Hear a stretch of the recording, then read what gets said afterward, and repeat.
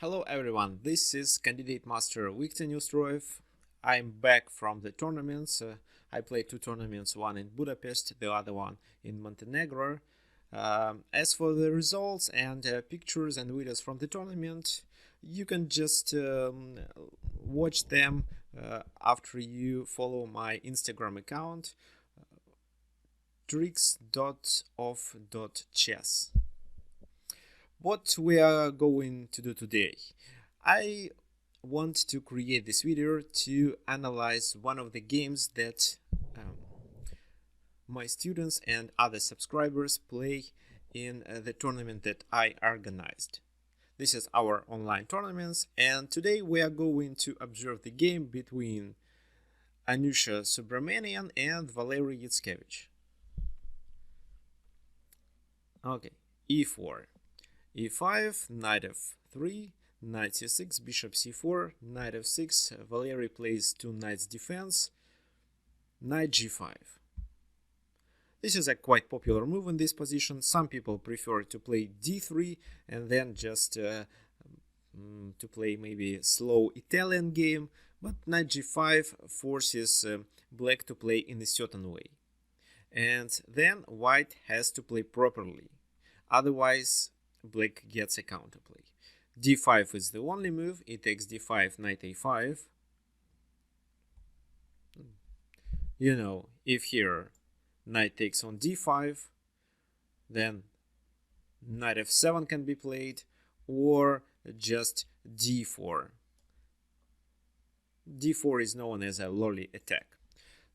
Actually, this line is considered to be much better for white. That's why people here play knight a5. This is a stronger move, and this is the main line of two knights defense. c6, d takes c6, b takes c6. This is what people should know when they play this variation. The idea is that white plays too many times with his pieces, and black develops his pieces faster and gets some counterplay because of their activity. What should white do in this position? Anusha played bishop e2. This is a normal move, another possible. As for me, I prefer bishop d3. Why bishop d3? Because this is how I secure the e4 square for my knight. For example, h6, knight e4. If black wants to keep the pieces on the board and avoid trades, then knight d5 should be played. Then castle, let's say bishop e7. You see here f5 can be always met with queen h5.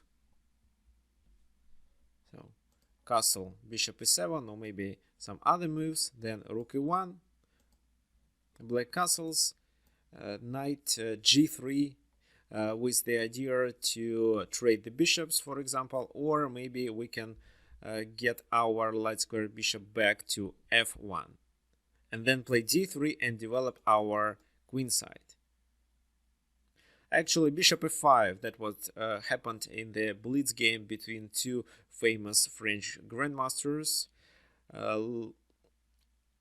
Laurent Fressinet and Etienne Becrot. However, in this game, instead of bishop d3, Anusha played bishop e2, h6, and knight has to go to f3, but then e4. How would you play in this position? Looks like this knight doesn't have many squares, only two, e5 or g1. If knight h4, then just g5 with the pawn and the knight is trapped. Anusha played knight g1. That was a critical mistake for this position. Another move that we should analyze, and actually the main move in this position, is knight e5. And then it's white who is still better here. What can happen then? For example, queen d5 to attack the knight. But just d4 is enough. And if en passant, knight takes on d3. And this position is really good for white, and nobody cares about the pawn on g2, because if so, then bishop f3. then queen, I don't know, queen h3, then knight f4 with the counterplay. The material is equal and white is better because of better development. As for chances to trap the queen, not really. I think the enemy queen can always escape. Okay, anyway, bishop queen d5 is not a typical move for such position. Usually they play something like this, then c3, castle, bishop d6, f4, or actually d4 can be played as well. And then something like this happens, and this position is approximately equal. White has extra pawn, but black has a compensation because of his piece's activity. Let's go back. So this is one of the reasons that I don't like bishop e2 move. I prefer to play bishop d3. e4 and knight g1. Bishop c5. What should white do here? Looks like the only option is to play d4, otherwise queen d4 will be played. So d4 and passant, queen takes on d3. This is a good position for white, but the main problem is that after d4, queen takes on d4, white has to trade the queens, and this endgame with equal material is better for black because of better pieces locations and better development, of course. However, in that game, Anusha didn't realize that queen d4 is a real threat, and she played a3. Of course, a3 contains the idea to play b4, but even after b4, queen d4 is a possible move because it attacks both this rook and the pawn on f2 with a checkmate. However, queen d4 can be played immediately. Looks like there is no defense except knight h3, but bishop h3, and white is down a piece. White castled. Here, Valery decided to continue the attack by sacrificing his bishop. Of course, it's inaccuracy or even a blunder because there was a way to save a piece. Why did he do this? Probably he was afraid of b4 move. Not b4 immediately, but c3 first to get the queen out, and then b4. Because if we play b4 without c3, then this rook on a1 is hanging. Okay. How to play for black? Just bishop d6 is enough. Why? Because after g takes on h3, queen e5 should be played. And then there is nothing white can do to avoid a checkmate. The only move I see is f4. But then en passant, and white loses his bishop on e2. Or maybe he gets a checkmate.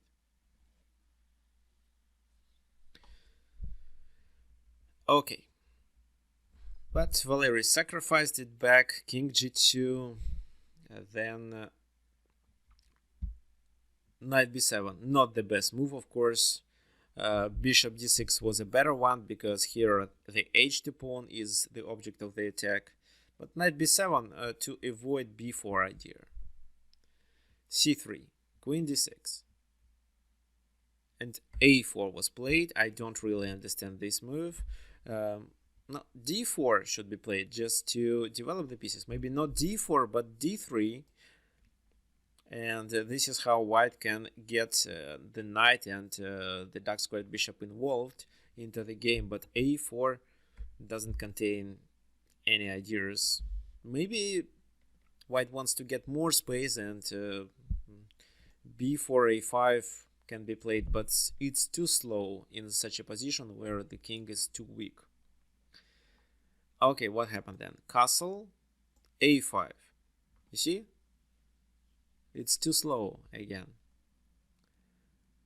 Queen c7. What a strange move. What should white do? Just to relocate his queen and bishop. For example, queen e5. And then bishop d6. This is how black can attack on h2. But okay, queen c7. king h1. No, another mistake. It's not obligatory move because sometimes we can play rook h1 to protect on h2 if needed. After king h1, we don't have this option. Bishop d6, h3. Again, this is a mistake. It was better to sacrifice the pawn on h2. Why? For example, this move, then bishop h2.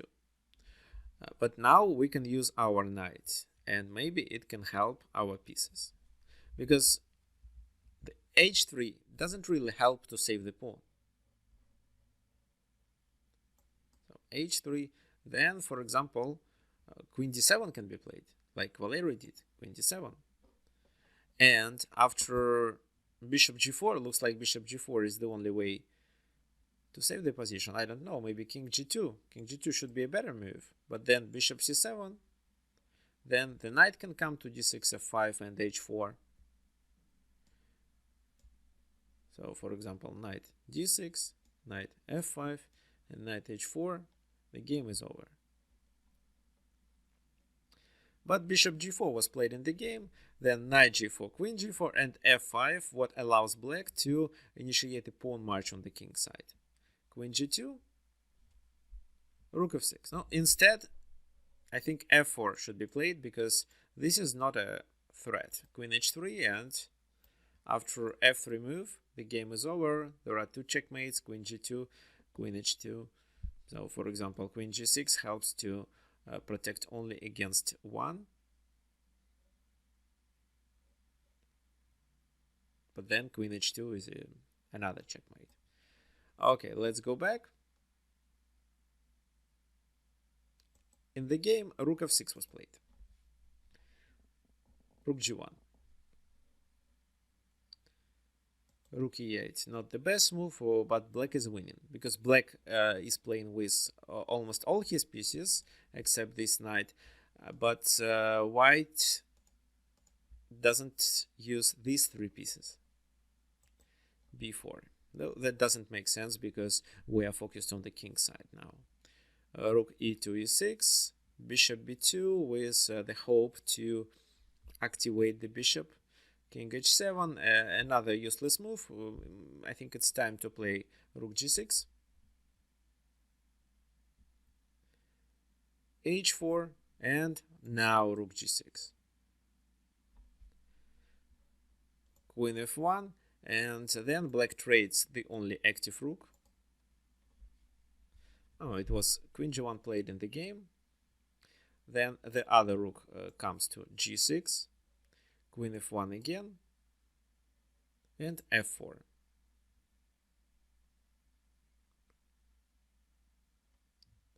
f3, rook g3, f takes e4, and now just queen e7.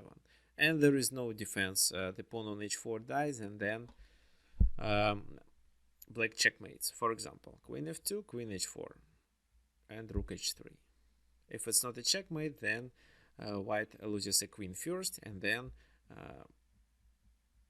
black checkmates with queen g2 move. Probably queen f2. King f2 move helps to escape, but not for a long time, because then just bishop f4 and queen g2, queen e2 in two moves. There is no way to save the position.